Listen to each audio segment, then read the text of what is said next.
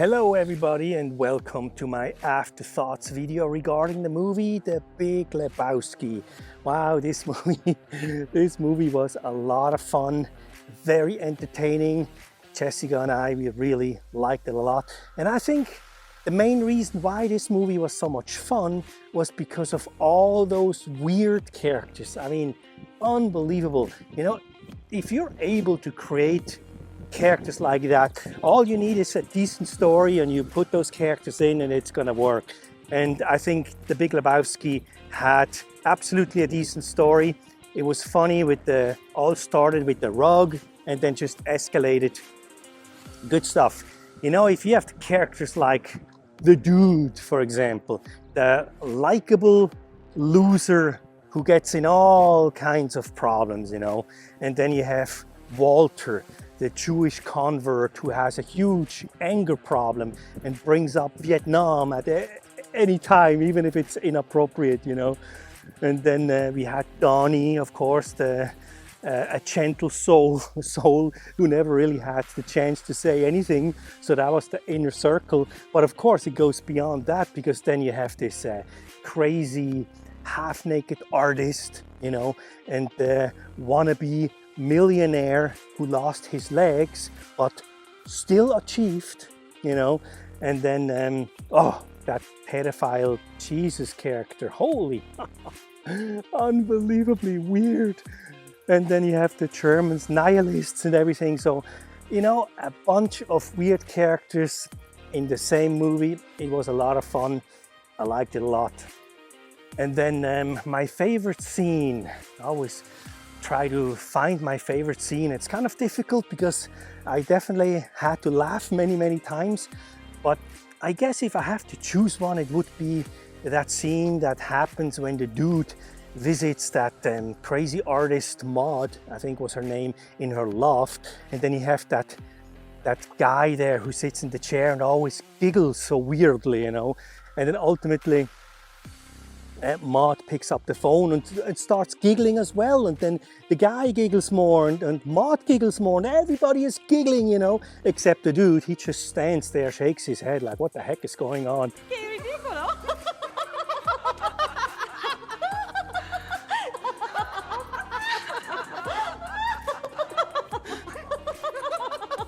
That was very funny.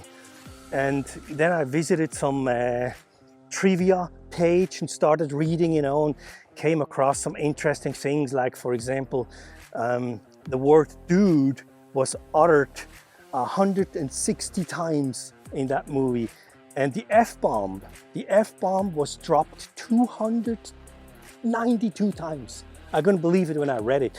And I was aware that the F word was being said many times, and usually I'm not a big fan of that, because often in movies or TV shows they just overdo it just for the sake of it and it becomes very annoying. But I have to say, in this movie it didn't bother me at all. I mean, I was aware of it, but somehow those characters were so well established and it came so natural to them. I don't know what it was, but it really didn't bother me at all. But 292 times, that's a lot, but still gotta say, well done. Something else I noticed, you know, the movie is partially about bowling, and those three best friends, they're bowlers, you know, but I have noticed that we haven't seen the dude bowl not even once through the entire movie. So that was kind of unique to see. And then I also read somewhere that the diner where the dude meets Walter and they talk about the toe, and Walter says, oh, I can bring you a toe even with nail polish on it by 3 o'clock. That diner apparently was the same diner they used in the movie American History X. So that was quite interesting to read. And what else? Oh, yeah, I didn't notice that when I watched the movie, because at the very first scene when we see the dude at Ralph's, he signs a check, you know, for 69 cents, because I think he buys some half and half or something. 69 cents. And that in itself was funny. I think it's actually illegal to write a check below $1. But besides that, But then when I did editing, I noticed the date he put on the check, and it was 9/11. And of course, the movie was released in 1998, so 3 years before 9/11 happened. But not only that, but a few seconds later, the dude looks up at the TV and he sees George Bush Sr. speak. So, you know, quite interesting. I mentioned that for all the conspiracy theory fans. I think that was a very interesting nugget.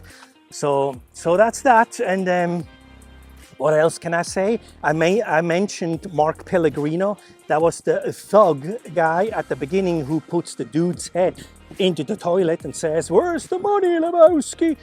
That was actually indeed my acting teacher for a while at Playhouse West. That's a pretty famous acting school here in Los Angeles. I studied there for 2 years or 2.5 years, and a part of that time was Mark Pellegrino.